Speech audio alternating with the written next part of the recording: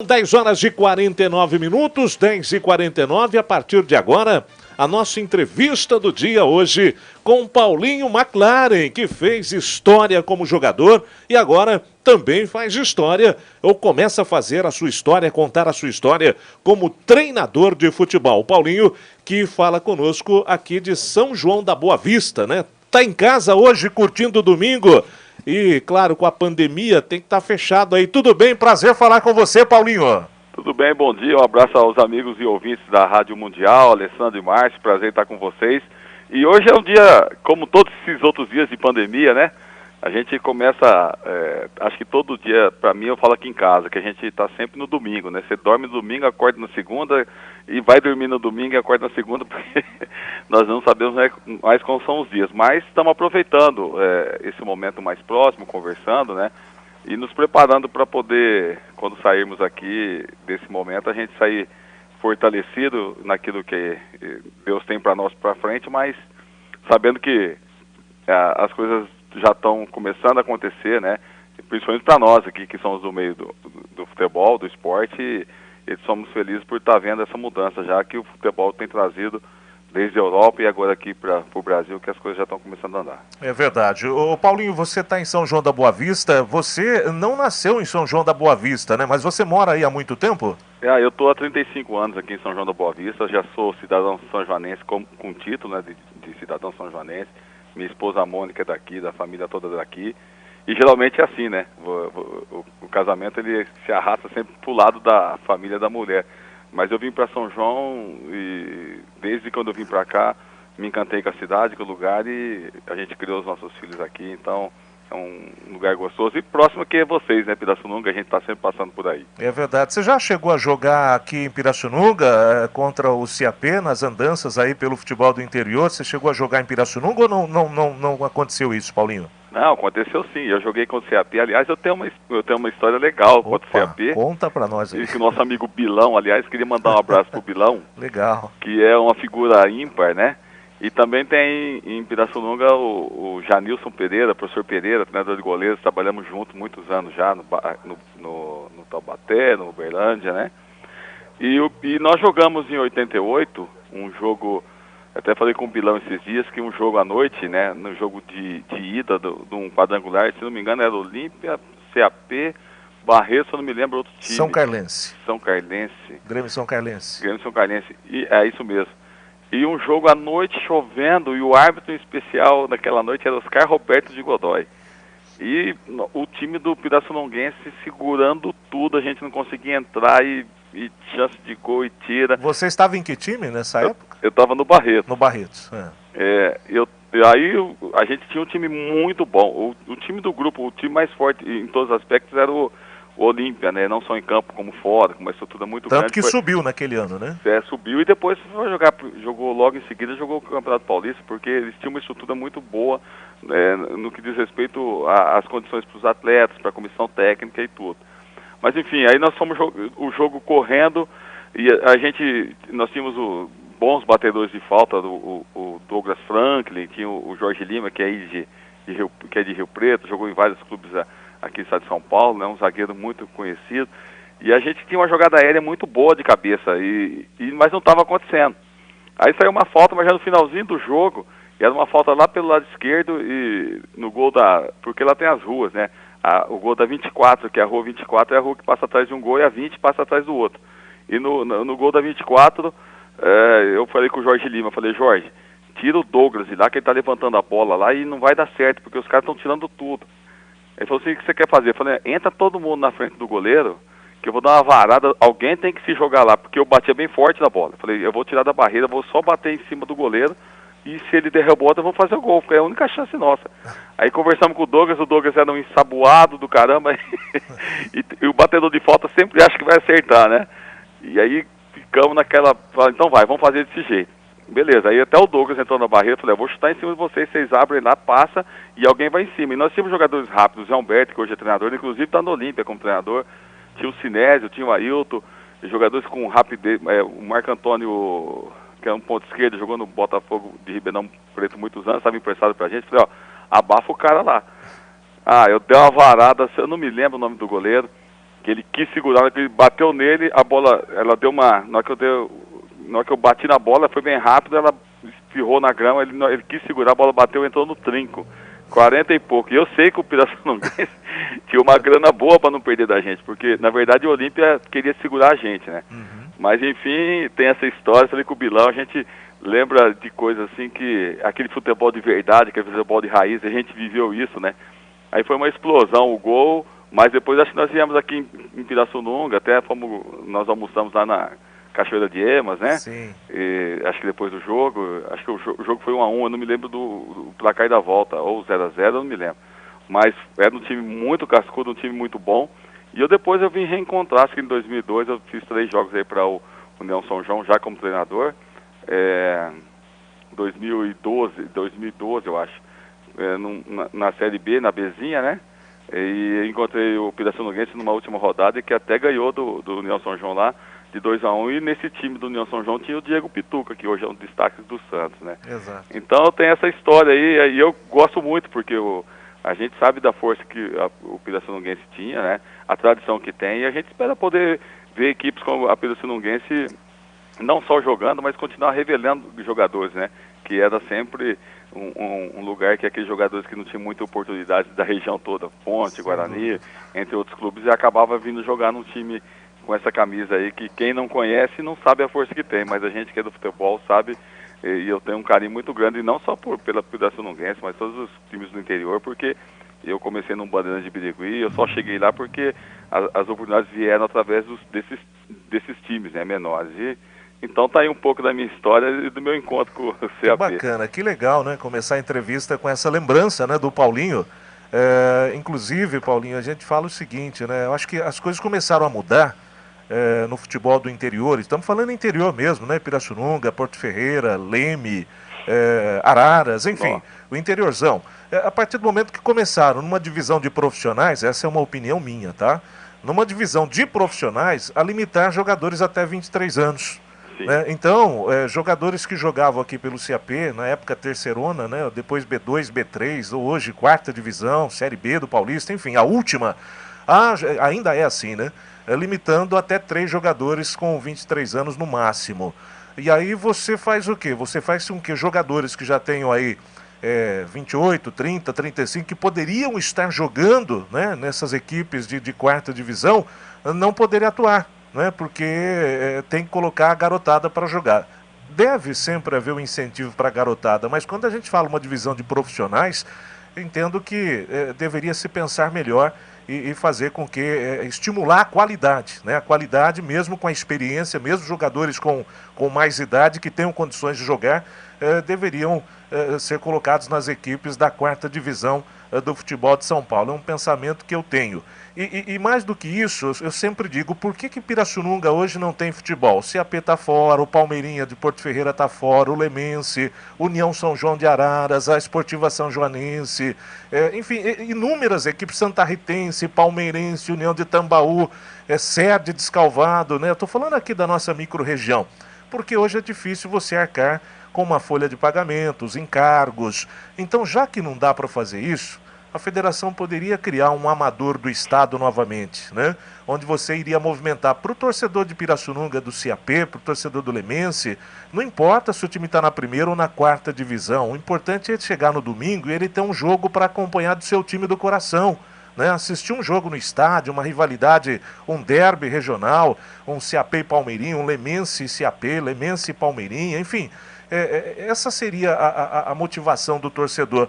E de repente, se a federação recriasse o amador do estado para essa última divisão, ou depois da quarta, né? Depois da quarta divisão, um amadorzão, e aí então você faz uma fórmula em que os 2 primeiros colocados, se quiserem subir para a série de profissionais no ano seguinte, poderia subir, ou então não quer, continua no amadorzão, mas estimular, como lá atrás tínhamos o campeonato amador, né? Seria muito legal. Eu acho que isso seria uma forma de movimentar essas cidades todas que perderam essa essência, né, de poder ir ao estádio e assistir. Quantos torcedores aí em São João da Boa Vista não têm saudades da Esportiva São Joanense, não é mesmo?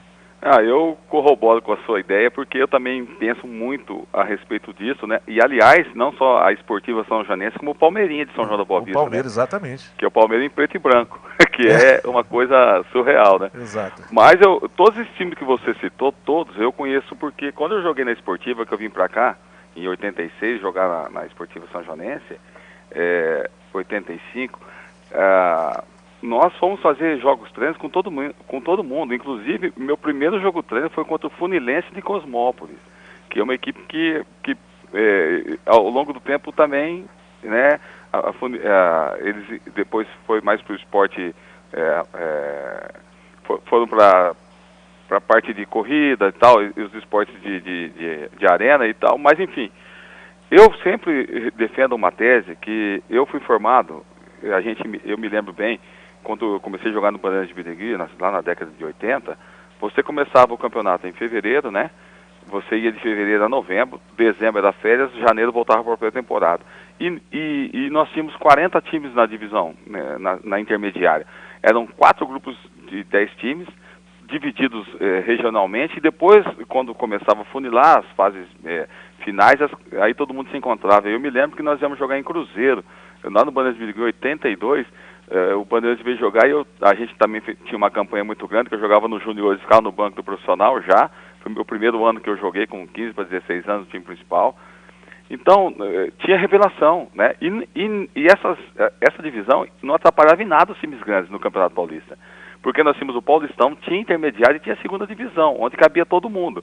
E se nós voltarmos, eu tenho falado isso, falei com o Mauro Silva, falei com o presidente, com o Reinaldo, que nós temos que resgatar, porque você colocou uma coisa muito interessante, para que fazer um sub-23 se nós temos categoria de base 11, 13, 15, 17 e 20? Para que limitar com 23 anos, os jogadores que com 24 não tem chance de lugar nenhum, com 24 se revela. Eu sou uma dessas apostas que eu vim dar certo depois de rodar pra caramba, de ter aprendido muito. O Amaral, tive com o Amaral num programa, o Amaral jogou no Palmeiras, o contador de história, ele foi jogador a partir de 19 anos. Você imagina, hoje o time, a base hoje com o sub-23, hoje joga jogador de 17, 18. Então, de repente, um atleta desse porte que chegou a jogar em Itália, Inglaterra, Portugal, foi para a seleção brasileira, não teria chance na maneira como se faz hoje o futebol.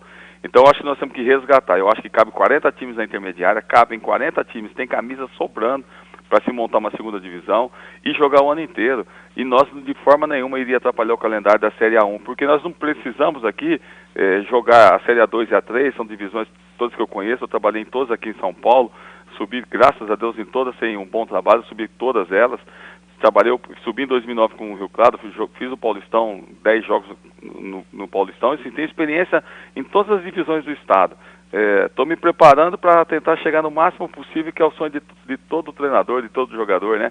E o mais alto que puder. Tem me preparado, tem me feito toda, dentro da exigência do futebol, buscado toda a experiência, o conhecimento.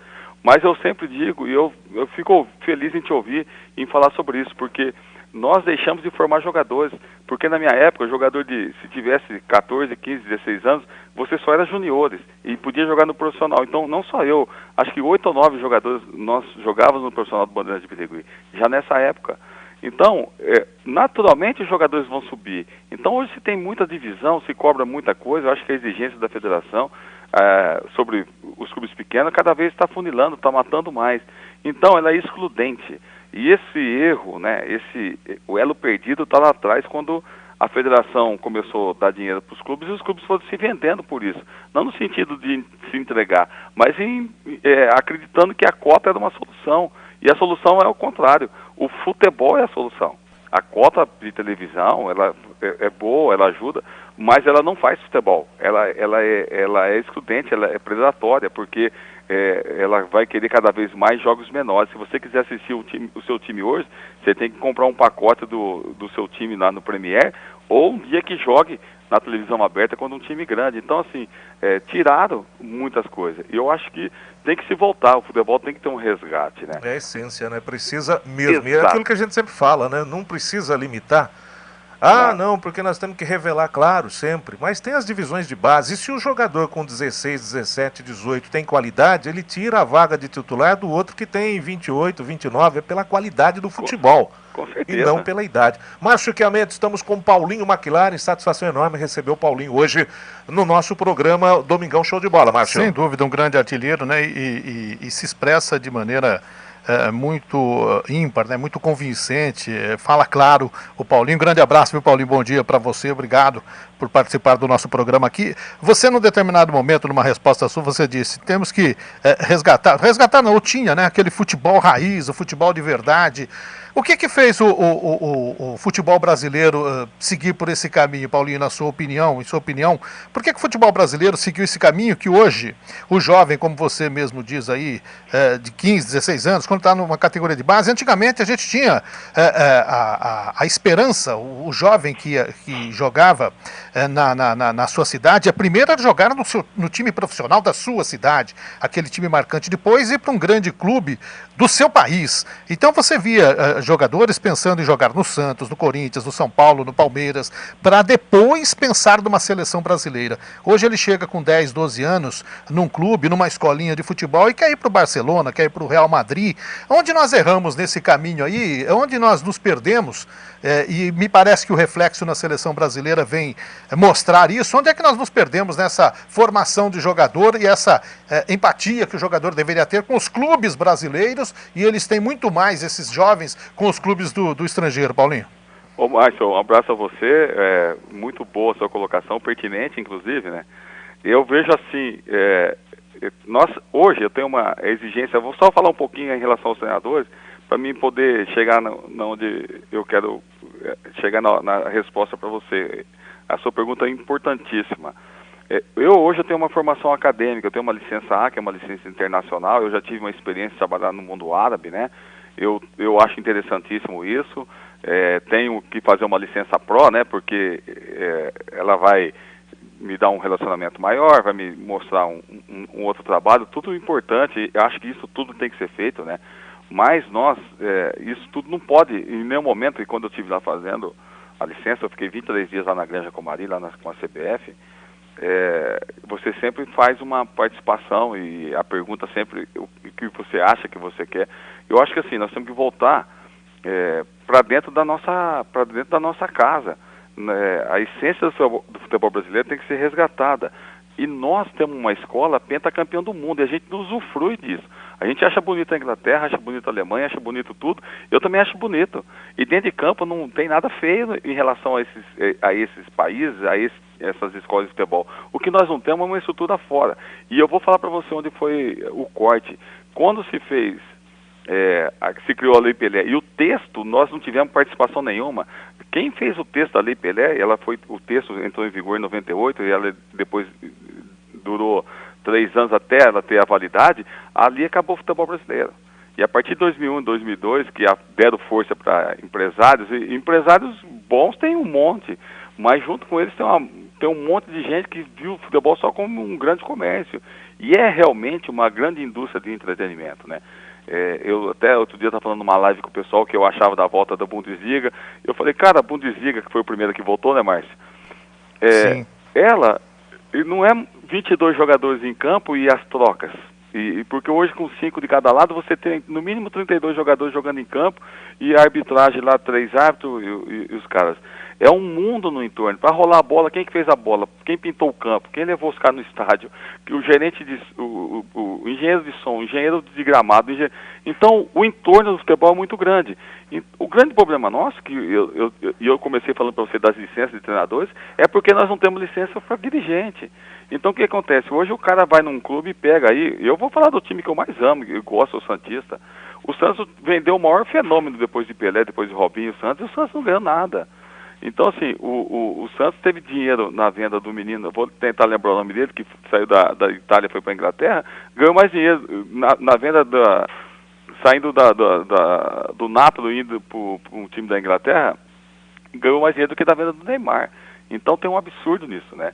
E eu acho que se não houver uma preparação, uma gestão diferente, a gente perde. E nós temos que voltar, tem que usufruir disso, e a Lei Pelé tem que ser revista, e ela tem que ter uma abordagem também do ponto de vista do atleta, do treinador, porque nós fazemos o futebol. Se você olhar para todas as divisões, eu falo isso diariamente, e falo sempre que posso, e queria agradecer a vocês me darem voz, que a gestão, os clubes, os treinadores continuam trabalhando bem, continuam fazendo jogadores, tem muito dirigente bom, tem muitos gestores bons, cara, mas a sequência em cima ela é ruim, então tá faltando isso pra gente. Essa seleção de 94 que foi campeã, talvez foi a última com a essência da nossa escola, e eu fui convocado para a seleção 2 vezes antes de ser vendido do Santos para o Porto, recebi a convocação para vir nos jogos da eliminatórias Brasil e Bolívia e Brasil e Venezuela, quando o Brasil perdeu, a primeira vez que perdeu no Mundial, num jogo de classificatória para a Copa do Mundo. O Brasil perdeu para a Bolívia, um gol do Echeverri, que ele chutou da linha de fundo, a bola bateu no pé do Tafarel e entrou, né? Eu não vim para esse jogo porque eu sofri uma lesão no Porto, eu operei o menisco. Eu recebi uma convocação na segunda, na quarta, jogamos uma final de Supertaça de Portugal, inclusive o gol do título foi meu. Eu sofri um tranco com o Silvino, que era o goleiro do Benfica, né? Eu trombei com ele, minha perna girou. Joguei o jogo todo, inclusive a prorrogação, e na quinta-feira meu joelho inchou, fui fazer uma avaliação, uma imagem, e eu tive que fazer uma cirurgia de joelho, e eu não pude vir para aqueles jogos. E provavelmente, talvez eu iria, porque era uma expectativa muito grande, porque eu tinha sido artilheiro do Brasil 91, vice-artilheiro do Brasil 92, já tinha chegado com um histórico bom no início lá no Porto. E se você ver os jogadores que foram para o banco depois lá, que o Brasil tinha Romário e Bebeto, mas tinha Miller, Viola, o Paulo Sérgio e o Ronaldinho, o fenômeno que era uma expectativa. E eu já vinha em convocações anteriores e tinha essa de eliminatórias. Então, assim, eu estou falando isso porque aquela seleção, ela levou a nossa cara do Brasil. Nós tivemos que mudar o jeito de jogar porque existiu e existe cada dia mais uma evolução. Mas a cada momento nós não podemos entrar nessa aculturação, né? Vem muita coisa de fora e toda a gente tentando entender que isso é bom. É muito bom essa troca, treinadores, jogadores, mas o que nós precisamos é de uma gestão melhor. Hoje, você não vende o jogador não vai embora sozinho. Hoje o moleque de 15, 16 anos, a família vai embora para ela poder habitar no país lá que o garoto está indo, e o garoto tem uma formação final. Então hoje, a grande perda nossa é que gerações que eram para ser o grande exemplo, porque eu vi aquela seleção de 70, eu joguei com alguns jogadores da seleção de 82, eu joguei com o Chulapa no Santos, joguei contra Zico, joguei contra aqueles caras fenomenais, e eu vi aqueles caras jogando bola, aqueles caras me inspiraram. Então hoje, os jovens estão indo embora muito cedo e não tem mais inspiração. E é o que você falou, ninguém mais quer jogar no São Paulo, quem quer jogar no São Paulo, no Santos e Palmeiras, quer usar a camisa para ir embora. Ninguém nem sonha em seleção brasileira, porque seleção brasileira é uma negociação grande, quanto mais convocação, melhor os seus salários, e até entendo que isso é justo, mas, cara, se perdeu a essência, eu acho que a gente tem que voltar para isso. E aonde começa?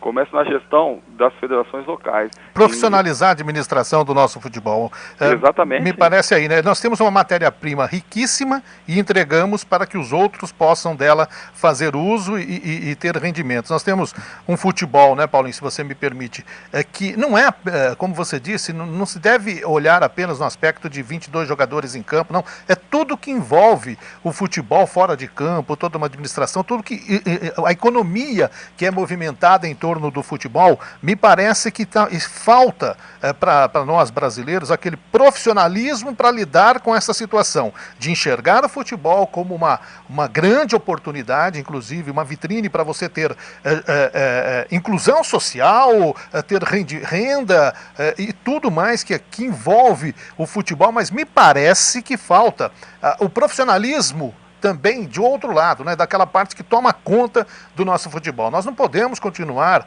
sendo apenas exportadores de matéria-prima. Pegamos o bom jogador aqui e a hora que ele vai render algo para o clube, para a seleção brasileira, nós vamos entregá-lo para o exterior, e aí o clube do exterior é quem acaba conseguindo arrecadação em torno desse atleta de todas as formas, inclusive com patrocínios e tudo mais. Então, eu acho que nós estamos precisando profissionalizar essa parte também. Olha, e isso, Márcio, que o Paulinho também falou agora há pouco a respeito de a garotada, e a gente está discutindo, você levantou esse tema, os garotos hoje querendo já focar lá na Europa, né, nos times europeus.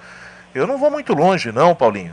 Eu tenho um pouquinho menos idade que você, mas na minha época de adolescente, e a gente que gostava de jogar bola, né? Não jogava nada, não, mas sempre gostamos. Mas, assim, na minha época dos 12, 13 anos, o sonho dos meninos da minha idade, né? Eu sou de 72, era, sabe o quê? Poder chegar numa Ponte Preta e Guarani, que eram referência. Aqui na nossa região, era referência. As duas equipes eram referências, né?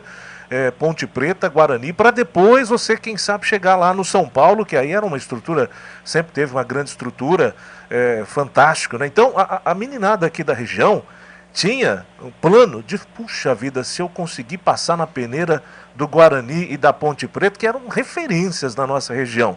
E veja só como as coisas estão hoje, né? A garotada hoje, você fala com os meninos e eles têm sonho de ir lá para o Barcelona, Real Madrid e chegar nessas grandes equipes. Nós falamos agora há pouco aqui, Paulinho, Márcio, você tinha terminado sua colocação, sim, né, sim, Paulinho? Eu disse que nós precisamos, como na visão do Paulinho também, ali pelo que ele deixou estampado, nós precisamos profissionalizar num plano amplo o nosso futebol, né? Porque nós estamos produzindo matéria-prima e entregando para que outros dela se aproveitem na parte econômica. Nós falamos do... Pois não, Paulinho, pois não. Não, e só falando que você colocou uma coisa que é fantástica. Eu sou professor de formação. A inclusão, né, e eu como treinador hoje, eu estou no Sub-23 lá da Francana, eu estou lá, a gente está na pré-temporada, devemos voltar, tomara que tudo bem, agora em julho, e poder retomar o futebol. Mas é a inclusão social, porque o futebol, o esporte como um todo, mas o futebol é o carro-chefe para nós. Ele tira a garotada da rua, ele tira a garotada das más companhias, né, livre da violência, do tráfico, onde hoje está muito intenso, e nós fomos perdendo isso quando nós fomos perdendo a rua também. E eu sempre falo que existe uma inversão de valores na nossa cultura, que todo mundo falava, tem que tirar a criança da rua. Não, a criança tem que estar na rua, a escola era na rua. Eu sou de uma família de 6 irmãos homens, a gente jogava bola na rua o dia inteiro, e a gente aprendia ali, a gente era alfabetizado em casa, minha mãe era professora, a escola era só um complemento, mas isso que está faltando, eu acho que é muito mais amplo mesmo o debate que o Mais colocou, e nós temos que voltar para dentro. E se você hoje faz um jogador, ele não precisa ir para a Europa para ele se realizar. Eu acho que ele pode se realizar aqui no Brasil, como eu rodei, fui para o Japão, Estados Unidos, Portugal, mas eu vou ser bem sincero para vocês, eu gostaria de ter feito toda a minha carreira aqui nos clubes que eu sonho em jogar, porque só para vocês, para ilustrar o que você falou, Márcio, o Alessandro também falou, cara, eu fui em 82, acabou de falar de Ponte Preta e Guarani, eu fui campeão brasileiro de juniores pela Seleção Paulista em 1982. Quando eu cheguei lá, era jogador de Ponte e Guarani, se eu não me engano, tinham 7 ou 8 jogadores de Ponte e Guarani, aí dividia São Paulo, Juventus tinha um do Linense, que era um menino que jogou um lateral esquerdo, o Volney da Ferroviária de Araraquara e eu do Bandeirantes de Birigui. O resto era tudo time grande, mas a Ponte e Guarani, eles mandavam na Seleção Brasileira. Então, a gente sonhava, eu até tive uma oportunidade de ir para o Guarani, o Bandeirantes de Birigui acabou não me vendendo, porque pelo exercício da lei do passe lá atrás, né?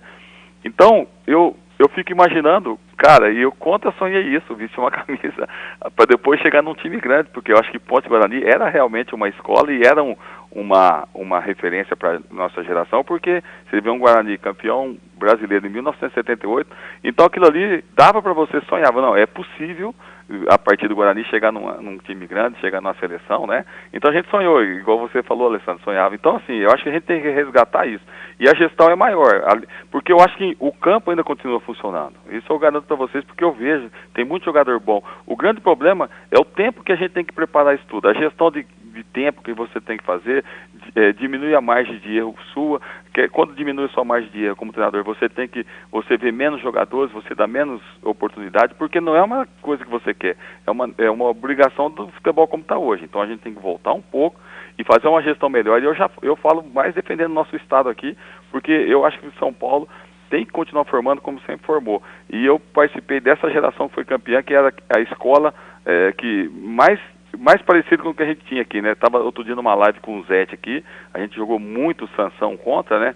E, cara, aquela seleção ainda tinha muito nós, já tinha uma mudança tática e tal, mas a gente já via uma mudança na transformação do futebol, e a gente foi perdendo, entre outras coisas, a partir dali, né? A própria seleção começou a perder e demorou muito para voltar a ter um time competitivo, que foi o de 2002.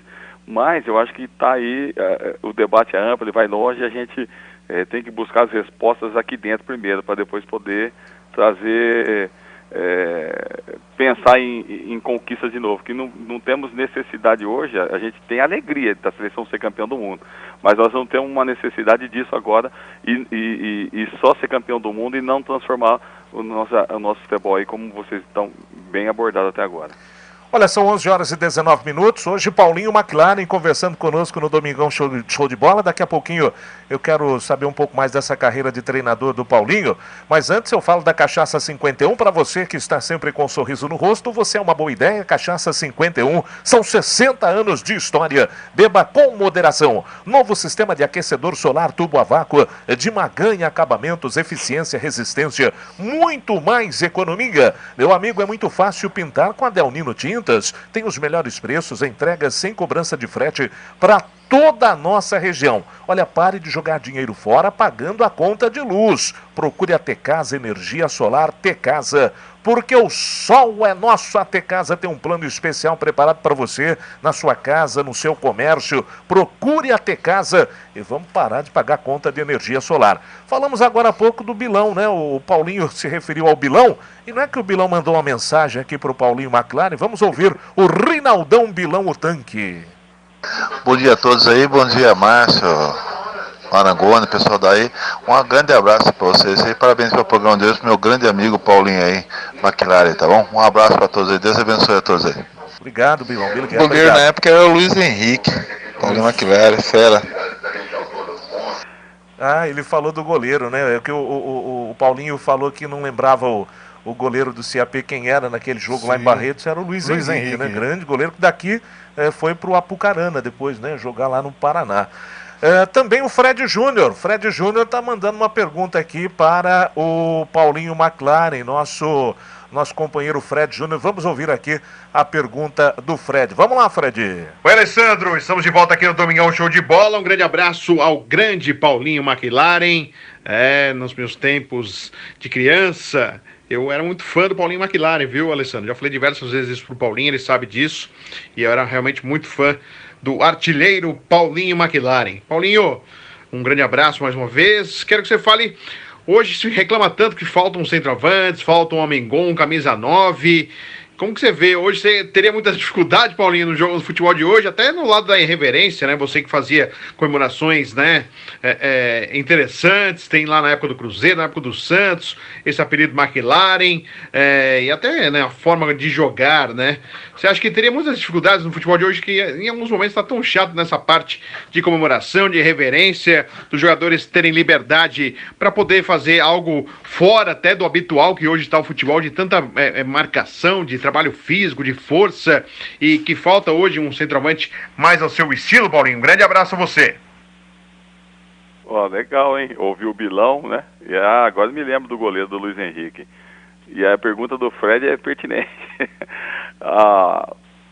Eu acho que o futebol hoje, já não poder comemorar gol é chato, né? Eu acho que o torcedor ele vai para campo para ver isso, vocês da rádio, quem vai trabalhar num jogo, o melhor momento do futebol é o gol, é a celebração do gol. E eu falo para todo mundo que tá muito chato, tá muito deprimente até. Daqui a pouco vai ser proibido até fazer o gol, porque proibir comemoração, né? Eu, enquanto atleta, quando a gente tomava um gol, independente da comemoração do cara do outro lado, a gente respeitava, porque era o momento dos caras. Então, profissionalmente, a gente não tinha essa rivalidade. Você dava o troco fazendo um gol e comemorando do outro jeito, né? O Fred falou de alguns gols aí meus que ficaram marcados. Eu chutei uma bola na mão do Gato Fernandes, num jogo polêmico, Santos e Inter, em 92, um brasileiro. Foi 4-0, o Inter caiu os jogadores, os caras saíram do campo. Eu fiz o gol galinha lá contra o Atlético Mineiro, num recorde de público num brasileiro em 96. Com a camisa do Cruzeiro? Com a camisa do Cruzeiro. Deu polêmica, hein? Esse deu o que falar, né? Pois é. Então, mas recentemente o menino do Corinthians fez um gol no Santos, até falar que tomar gol do Corinthians, mas ele comemorou com a torcida, o cara foi expulso. Eu acho que sim, o futebol, ele tem sim essa mudança, o comportamento, entre outras coisas. Mas, cara, o futebol, o gol tem que... É o momento dos caras de comemorar. É tão difícil hoje fazer um gol, né? Mas eu acho que algumas coisas elas poderiam ser flexibilizadas, né? Já que a palavra de ordem é flexibilização, poderia voltar a liberar as comemorações. Eu acho que era legal. O torcedor se sente parte, né? E eu sempre falo, comemorava como se estivesse na arquibancada. Claro. É o momento que você espera fazer o gol. Você faz aquilo, o torcedor, né? Quando você faz algo, parece que o torcedor fala, puxa vida, eu gostaria de eu estar fazendo isso que ele está fazendo ali. Está representando a vontade do torcedor, né? Exatamente, bem porque por aí. eu já fui de arquibancada, eu não sabia a hora de comemorar, né? E se você olhar, como a gente olha nas imagens antigas, cara, eu via os gols, quando eu jogava, eu dava muita risada porque aí a câmera mostrava o torcedor. E eu via, cara, aquelas expressões, cara, eu tenho que fazer um trem desse aqui também. Então, assim, é parte do evento. Paulinho, e foi programado lá Bom, pelo que eu tenho aqui de informação, se eu estiver errado você me corrija, o seu apelido de McLaren, ele veio em 91, num jogo contra o Vitória, você acabou fazendo ali depois do gol, né? Você como se estivesse segurando um volante. Foi isso mesmo e isso já estava programado, ou seja, logo nós teríamos o GP Brasil de Fórmula 1, na época o Ayrton Senna da Silva, o nosso querido Ayrton Senna, arrebentando, dirigindo uma McLaren, e aí você foi para o jogo já com aquilo na cabeça ou de repente aconteceu e você fez aquele gesto lá e por aquilo virou Paulinho McLaren? Bom, parte da história é isso mesmo, né? O que tem, na verdade, aconteceu o seguinte: o Ayrton Senna nunca tinha vencido no Brasil. E em 91 e 92, o Campeonato Brasileiro, eles foram no primeiro semestre. E a logística da Fórmula 1, ela também começava na América do Sul, vocês se lembram, né? Terminava lá no Japão. Isso. E o Senna fez a pole position no sábado de manhã, e à tarde jogava as três vitórias da Bahia. Eu não tinha nada programado, mas eu já vinha liderando a artilharia do brasileiro. E já tinha feito várias homenagens já, né, nos gols. Porque era uma maneira que eu comemorava os gols. Aí, depois do jogo, e naquele tempo a rádio era muito forte, né, que também não era tão midiático a imprensa, a forma como você falava. Então eu saí, dei uma entrevista depois do jogo, fui tomar banho, voltei pro terceiro tempo, que o Milton Neves estava esperando, e o Milton Neves, vocês sabem que é santista doente, né, e até espero que ele esteja recuperado agora aí desse mal súbito. E então nós ficamos lá participando do terceiro tempo, Rádio Globo, Bandeirantes, Jovem Pan, e nós ficamos lá com a irmã de vocês aí da Mundial, né? Então, o Milton Neves falou assim, no jogo, antes do jogo, na verdade, o Cabreira, que era um cinegrafista da Rede Globo, que é de lá de Birigui, o Reinaldo Cabreira, ele falou assim, Paulinho, faz uma homenagem para o Ayrton Senna se você fizer gol, hoje você tem que comemorar para ele, porque ele fez a pole position do GP do Brasil. E ele corria pela McLaren. Então, quando acabou o jogo, todo mundo ficou falando da homenagem, porque tá falando, não, eu fiz uma homenagem para Ayrton Senna. Até pelo rádio a gente conversou, desejei sorte ao Ayrton e tal, mas a gente eu nunca vi o Ayrton Senna pessoalmente. E aí ficou. E o que aconteceu? O Ayrton Senna ganhou o GP, o primeiro GP no Brasil que ele ganhou em 91. Ele até foi campeão do mundo. Depois daquele GP, a Fórmula 1 foi para a Europa, então lá eles corriam à tarde, para nós era de manhã aqui, o Ayrton Senna ganhava um GP e eu fazia o gol. Eu fui artilheiro brasileiro aquele ano com 15 gols em 13 jogos, o Ayrton Senna ganhou o título do Mundial e deu uma dobradinha. Eu acabei ficando maquilado pela escuderia, né? Então deu muita sorte aquele gol, segundo o Milton Neves, e ficou essa marca. E daí vem meu apelido de uma história que me remete a um tempo gostoso, saudoso e especial da minha carreira, né? Porque você ser artilheiro brasileiro, você entra numa galeria que poucos estão lá, mas vem daí e eu tenho muita alegria e muito prazer em falar desse tempo, porque é algo inédito para a minha carreira. Paulinho, o nosso ouvinte aqui, pelo nosso Facebook, o Nelson Cruz Júnior, ele faz uma colocação dizendo que você era um baita centroavante, que não se vê hoje em dia. Mas ele faz também, ele tem uma lembrança aqui de um jogo no Maracanã em 92, num épico Vasco 3, Santos 3. Ele diz aqui, 3 gols do Bebeto e 3 gols do Paulinho. Só um parênteses, é o Dr. Nelson, ele é ortopedista, inclusive trabalhou no departamento médico do Vasco da Gama durante um tempo, já conversei com o Dr. Nelson algumas vezes, e ele é claro, né, ferrenho torcedor do Vasco da Gama, e está dizendo que o Paulinho fez 3 e o Bebeto 3, mas o Paulinho fez 3 também. Tá aí. Pois é, um grande abraço ao Dr. Nelson. É surreal falar desse momento, porque um 3-3 no Maracanã, o Vasco era o melhor time naquele ano, né? E uma rodada antes, um sábado antes, a gente tinha jogado em São Januário e precisava no mínimo de um empate para classificar justamente com esse mesmo Vasco, né? E jogava Flamengo e Inter no Maracanã, e se o Flamengo tinha que ganhar de todo jeito para o Inter não tirar nossa vaga. Nós ficamos em 8º aquele ano, aí o Vasco foi em primeiro, e no quadrangular a gente jogou o primeiro jogo no Maracanã lá.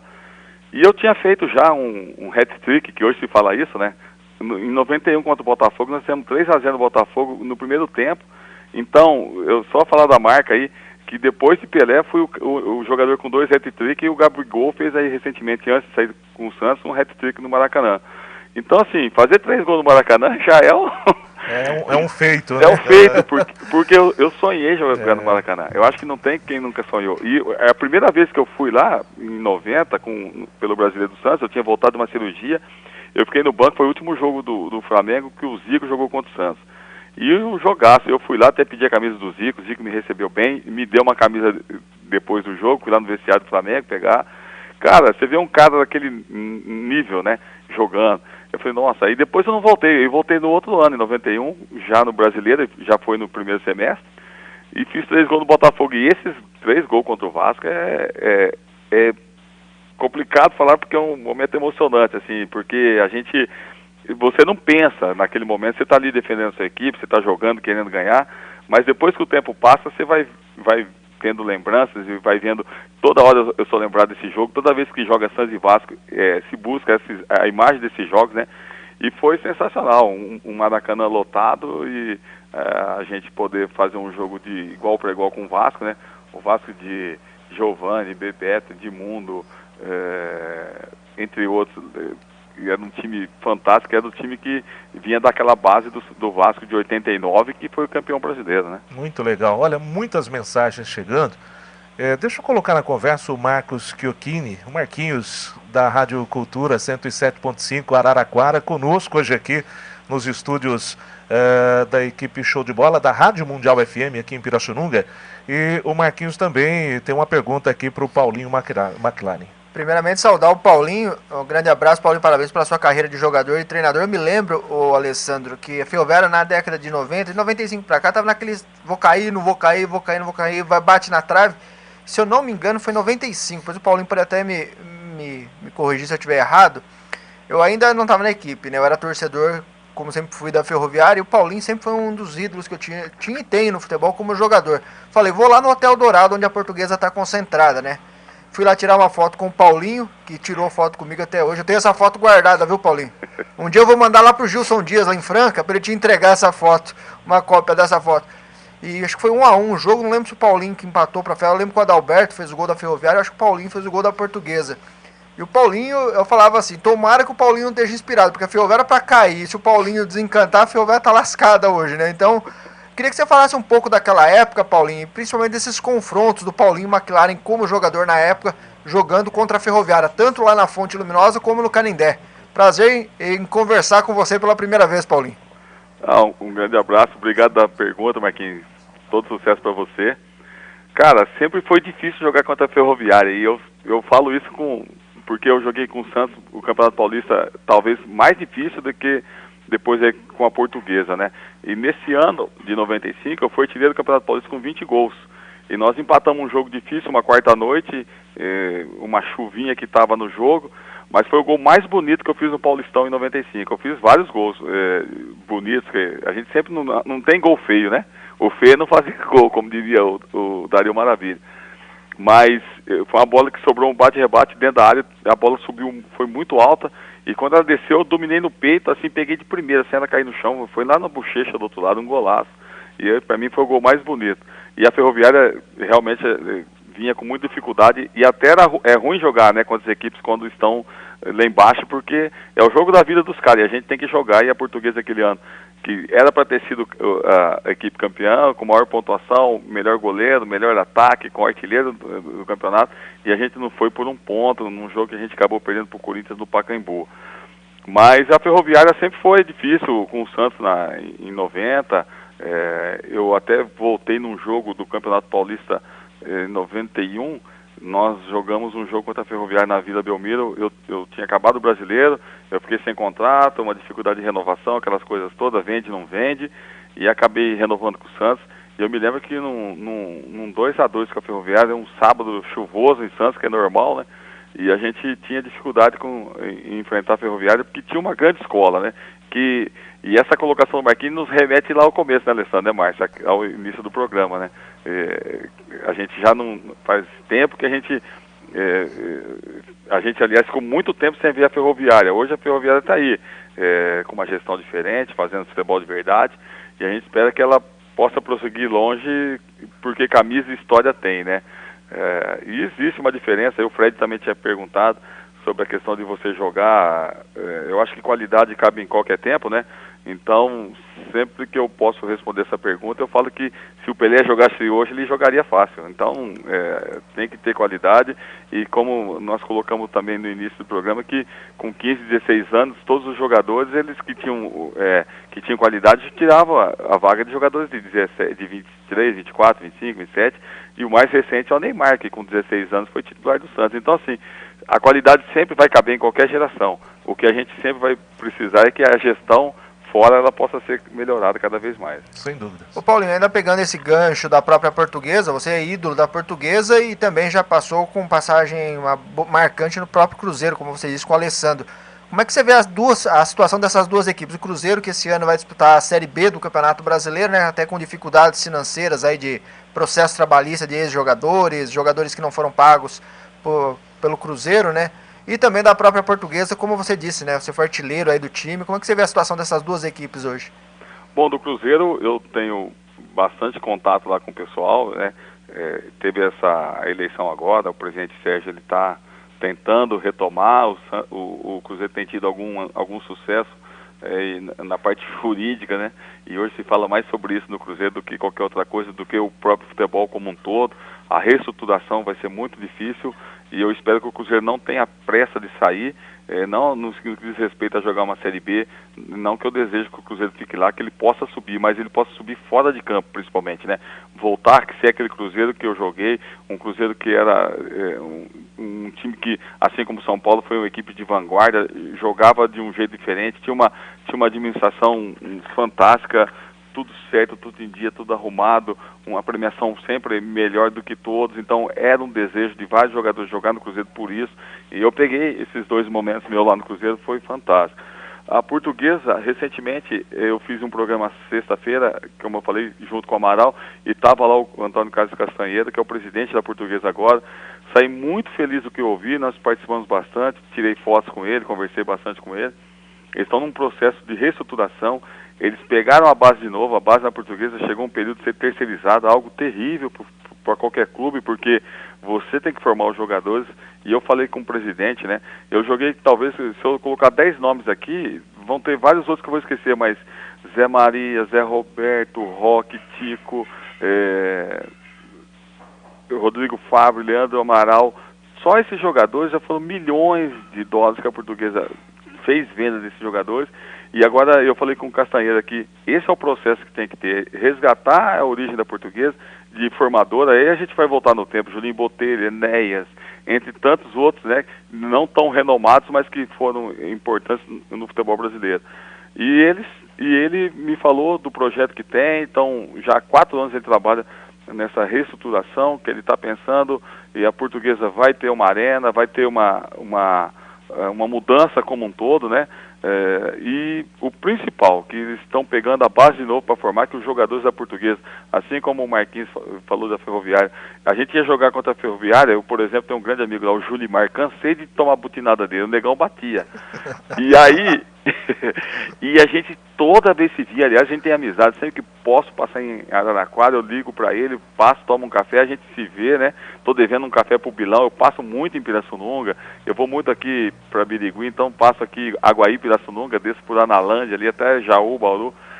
Então, eu fico vendo que a importância está aí. Eu falei pro Castanheira, eu estou muito contente de te ouvir, assim como eu ouvi o Sérgio, que é o presidente do Cruzeiro, falando dessa volta para a origem. Então, se houver o resgate através das administrações, porque como eu falei, não deixou de ser feito o futebol através de treinadores, de jogadores, ele está acontecendo, mas a gente precisa mudar isso. Então, quando a gente voltar e as gestões elas forem voltadas para isso, eu acho que a gente vai resgatar a história do futebol brasileiro e as conquistas internacionais, né, mundiais, elas vão acontecer naturalmente. Ô Paulinho, eu ainda, antes de entrar e fechar a entrevista falando um pouco mais da carreira de treinador, mas é incrível a quantidade de mensagens que chegam, né? Todo mundo mandando um abraço para você.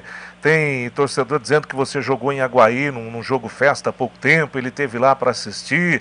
Mas é incrível, resumindo, né, Márcio? A quantidade de santistas, né, que estão aqui rendendo todas as homenagens para você. Com saudades. Com muita saudade do Paulinho McLaren. Sim. E você já começou falando, foi a sua grande passagem no futebol, vestindo a camisa do Santos, vestindo a camisa do Peixe, Paulinho? Ah, foi. Eu acho que a gente chega no time como você chega, né? E eu falo para todo mundo que o Santos, eu saí 19 vezes do Brasil com o Santos. Então, eu peguei uma época do Santos ainda dourada, que o Santos viajava, fazia excursão, participava de torneios internacionais, né? Os torneios de verão na Espanha. Eu participei de vários com o Santos. Até com o Porto, quando eu fui jogar, eu encontrei amigos assim, torcedores do Santos, que foram lá ver o jogo justamente porque eu estava no jogo, né? E se eu não me engano foi um torneio Príncipe das Astúrias, lá em Sevilha. Até o Porto foi campeão, eu fui artilheiro desse torneio até. Mas o Santos é tudo. Eu acho que quando eu cheguei no Santos, porque eu tinha eu joguei todo o interior, saí para o Atlético Paranaense, com menos de 40 dias de Atlético, fui emprestado para o Figueirense, alcancei um momento bom no Figueirense, dali eu vim para o Santos. São camisas representativas do futebol brasileiro. O Atlético, quantos anos demorou para ser um campeão brasileiro, né? Com toda a história que tinha, um título internacional que teve lá no Japão, e agora um título nacional com a Copa do Brasil, ganhando dentro do Beira-Rio. Então, assim, mas quando eu cheguei no Santos, mudou, porque quando você chega no Santos, quando você vai entrar em campo, cara, entra todo mundo com você. Entra Pelé, entra Mengável, Durval, Pepe, entra a história do Santos, né? É uma camisa mundial, uma camisa que eu pude ver a história do Santos contada por todas as pessoas do mundo afora. Onde eu fui jogar em Linz, a primeira minha experiência, Linz, na Áustria, um torneio de inverno, né? Que eles fazem na intertemporada, Áustria, ali naqueles países mais no frio, né? A Alemanha para, a Áustria para e a Rússia parava. Joguei contra Dino de Kiev, Eintracht de Frankfurt, Rapid Viena, torneio, aquele showball para nós que era, né, que a bola não sai. Então o cara contou a história do Santos, que é o cara que estava organizando o torneio, até eu dei uma camisa para ele, listrada, branca e preta, manga comprida, o cara chorou, aí o cara contou a história todinha, falou, eu fui no Maracanã ver Santos e Benfica, fui na Luz ver Santos e Benfica, fui no Giuseppe Meazza ver Santos e Mila, fui no Maracanã ver Santos e Mila, que o Santos jogava as finais no Maracanã, que o Santos transcende, né, a história do futebol brasileiro. Então eu peguei a América Latina toda, saí Japão, andei Europa, e você vê as histórias que os caras contam com aquela paixão. E quando eu cheguei no Santos, meu maior clube, naquele momento, e daí eu virei McLaren, fui para a seleção brasileira, você não chega sozinho. Você com 15 para 16 anos jogando no Bandeirantes de Birigui, era um feito. Então eu chego com todos aqueles garotos que não alcançaram sair do Bandeirantes de Birigui, que assim como eu, todo mundo trabalhava, né, eu trabalhava numa usina hidrelétrica, meu pai trabalhou a vida inteira em construção civil, usina hidrelétrica, rodovias, né, pavimentação, essas coisas. E eu fui nômade, rodei o Brasil bastante por conta disso. Então você chega com todo mundo e você faz um gol com a camisa do Santos, você é artilheiro brasileiro. Cara, é o melhor momento. Eu tenho um carinho muito grande pela torcida do Santos, uma paixão muito grande pelo Santos. Torço muito para que o Santos, fora de campo, tenha uma gestão igual de Barcelona, porque a camisa igual do Barcelona nós temos, e a nossa eu acho que é até maior, né? Não é fazendo comparações, mas é só fazendo mostrando que é possível, né? Então, eu acho que a gente não pode, em nenhum momento, quando falar do futebol brasileiro, negar a existência e a grande importância que tem, né? Porque teve o maior jogador de todos os tempos. O Pelé vai ser sempre inatingível, inigualável, ele é fora do tempo, ele é atemporal, como a carreira dele mostrou em tudo. Então, eu queria deixar, através de vocês, um beijão no coração do torcedor santista. E eu sou de uma geração que não ganhou título nenhum, né? fui artilheiro paulista 90, fui artilheiro brasileiro 91, vice do brasileiro 92 e tem meu rosto pintado lá justamente por esse carinho, mas toda a dedicação que eu joguei com a camisa do Santos. Não tenha dúvidas disso, a história marca, né? Realmente está aí. Bom, o Paulinho de jogador para treinador de futebol, né? Para a gente fechar então o do Paulinho como treinador e depois também eu quero do Paulinho. Nós estamos fazendo uma enquete, Paulinho, elegendo a melhor seleção ou a seleção brasileira de todos os tempos, né? Hoje nós estamos escolhendo 2 meias. A nossa seleção, já por votação do internauta, votação do nosso ouvinte aqui pelo WhatsApp, enfim, já tem o goleiro Gilmar, o Gilmar dos Santos Neves, foi eleito o melhor goleiro de todos os tempos, está na seleção aqui que nós estamos fazendo. O Cafu, lateral direito, e o esquerdo Roberto Carlos. A zaga tem o Oscar, né, da seleção de 82, e Luiz Pereira, e o volante ali é o Falcão, Paulo Roberto Falcão. Na nossa seleção, obviamente, o Pelé já está, não vamos nem colocar o Pelé para passar pela votação, já está o Pelé. Hoje, nós estamos escalando aqui 2 meias, né? De todos aqueles que passaram, a história do futebol marcou. Então, estão sendo votados aqui Rivelino, Zico, Gerson, Ronaldinho Gaúcho, Sócrates, enfim. E eu vou querer também, na sua seleção brasileira de todos os tempos, quais são os 2 meias que você colocaria na sua seleção. Mas antes disso, eu quero saber como é que está essa situação de treinador, né? Como treinador de futebol. Hoje você está na Francana e como é que foi isso, né? Desde quando você estava pensando em parar de jogar, você já pensava nisso? Falou, não, quando eu parar realmente eu quero me dedicar à carreira de treinador de futebol. Como é que foi essa mudança, né, do campo como jogador para treinador, Paulinho? Eu sempre fui muito companheiro de todo mundo, né? Eu sempre fui um cara muito preocupado com o grupo, com o dia a dia, né? Eu sou de uma geração que um renovava o contrato do outro, né? Eu ajudei vários jogadores do Santos a renovar o contrato, como em vários clubes, porque você tem voz, né? Acaba você sendo você representa um grupo, mesmo que você não queira, ou não é o seu papel, mas você faz isso. Então, né, eu vim dessa geração que muitos me ajudaram. Eu posso falar para vocês, com uma renovação minha difícil em 91, um dos caras mais importantes na minha renovação foi o Chulapa. Então, assim, para retratar um pouco disso. Então, quando eu parei de jogar futebol, eu tinha feito educação física durante 3 anos, não me formei, eu vim para São João do Boa Vista, aqui nós temos o centro universitário, né, a Unify. Terminei, vim fazer minha faculdade para cá, me preparar, porque eu acho que você tem que ter um conhecimento a mais, um maior, né? E eu tinha esse desejo e até uma obrigação moral com a minha mãe, que eu falei para ela que eu ia me graduar, ia ter um curso superior, né? E eu sempre sonhei em fazer educação física. Aí me formei, me preparei, fui fazer os cursos de treinador, fiz alguns estágios com o Dorival Júnior, Felipão. No Porto, quando você joga no Futebol Clube do Porto, você participa de um curso de treinadores, porque o Porto, tipo, existe uma federação do Porto, né, que assim como a Federação Paulista está para a CBF, a Federação do Porto está para a Federação Portuguesa, né, então uma regional.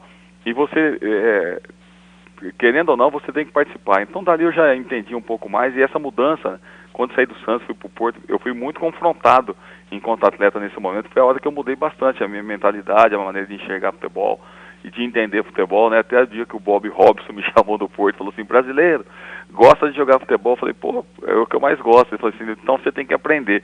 E aquilo mexeu comigo, fiquei bravo com ele uns 20 dias. Eu falei, o que esse cara tá querendo falar para nós?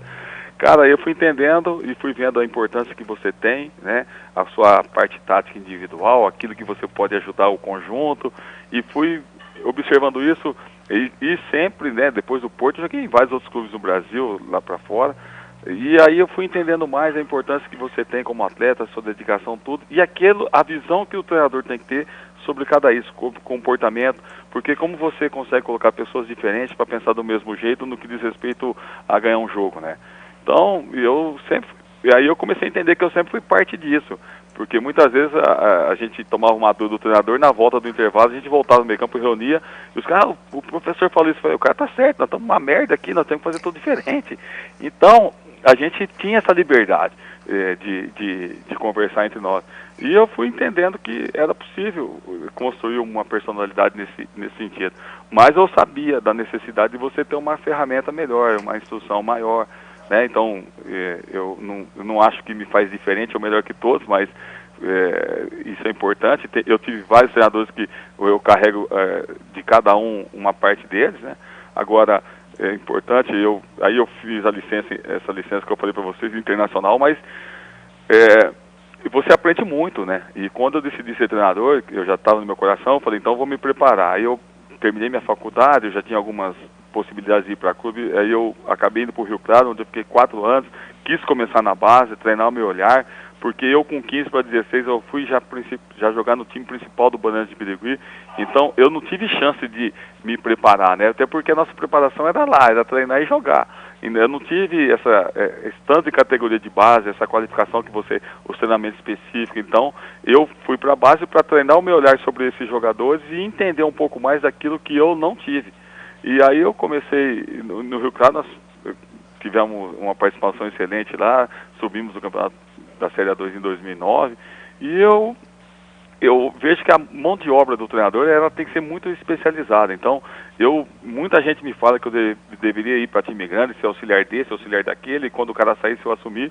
E eu prefiro essa trajetória que eu tracei. Eu planejei isso, está acontecendo do jeito que eu quero. Lógico que eu espero uma oportunidade já hoje, com 13 anos praticamente de carreira.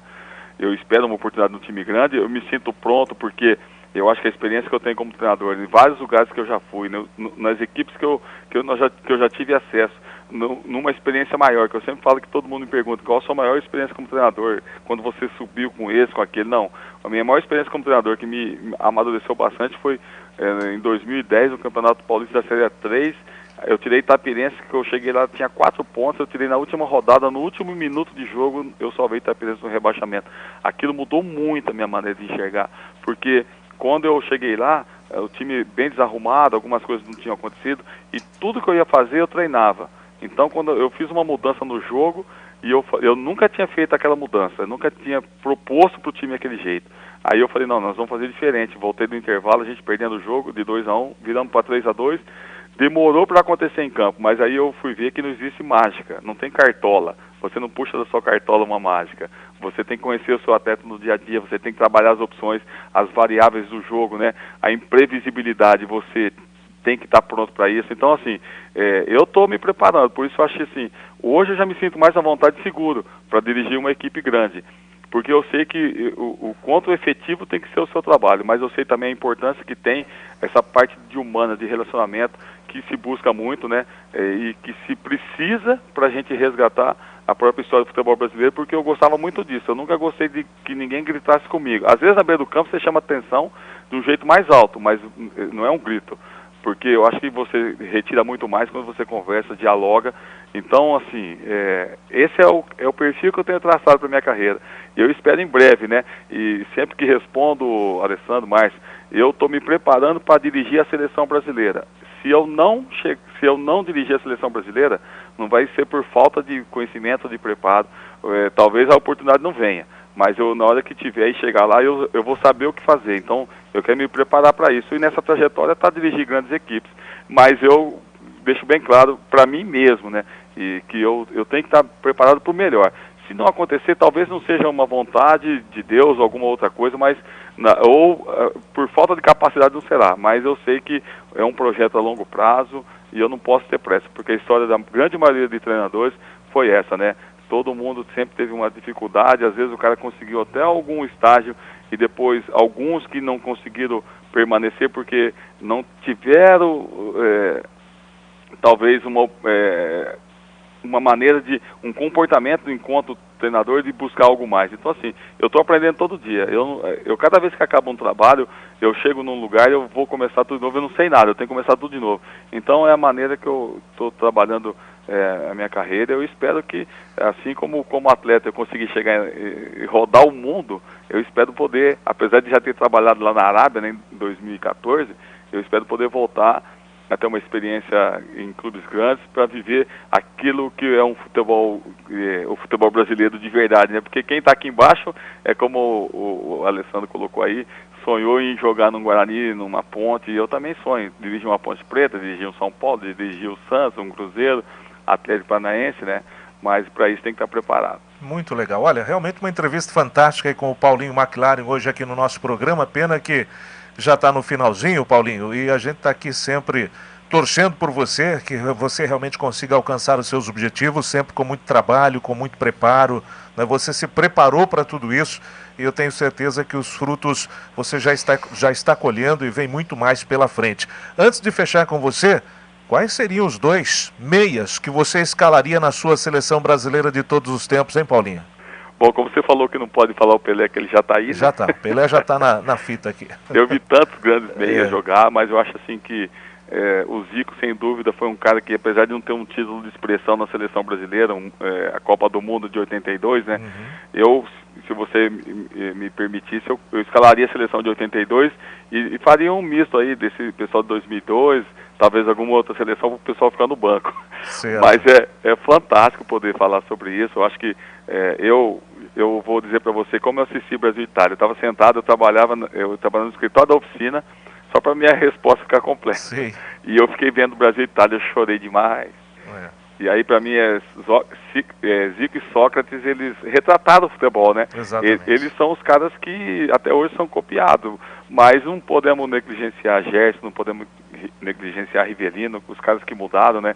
Uma seleção brasileira de um ataque só de camisa 10 e deu tão certo. Mas eu acho que Zico e Sócrates, eu acho que eles, pelo olhar de Rivelino, de Clodoaldo, de Gerson, que esses caras já falaram, esses caras foram a extensão desses caras. Eu acho que Zico e Sócrates retrata toda aquela seleção de 70. E neles eu acho que fechou um ciclo.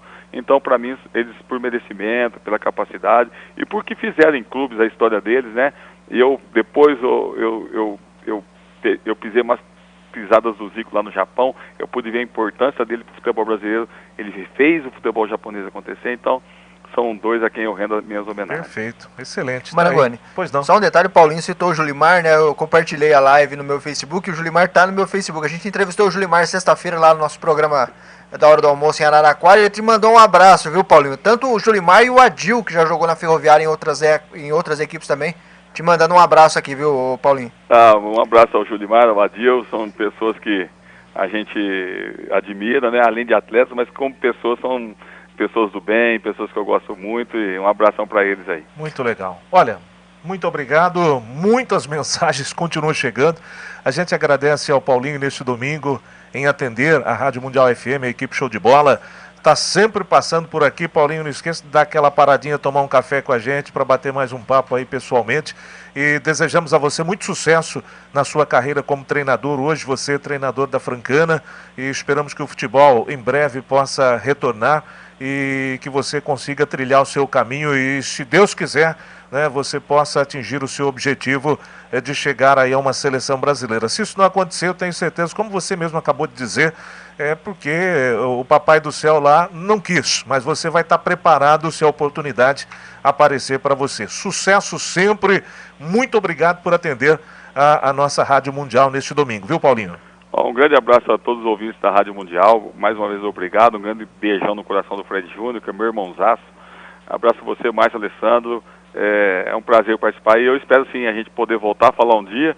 Estou devendo um café pro Bilão. Bilão, prepara aí, viu? E ele cobra mesmo, hein? Você falou, ele vai cobrar agora até você vir. Não, e outra coisa, eu quero comer peixe aí. Eu sei que a cidade é do peixe, né? É bom demais. Aliás, a minha esposa, o pai dela, falecido pai dela, levava muita família para comer peixe aí em Pirassununga. Bacana. Bom, um grande abraço, bom domingo para vocês. Deus abençoe e essa retomada possa acontecer e vocês continuar brilhando aí no comando da Mundial. Muito obrigado. Tá aí o Paulinho McLaren hoje falando conosco no Domingão Show de Bola.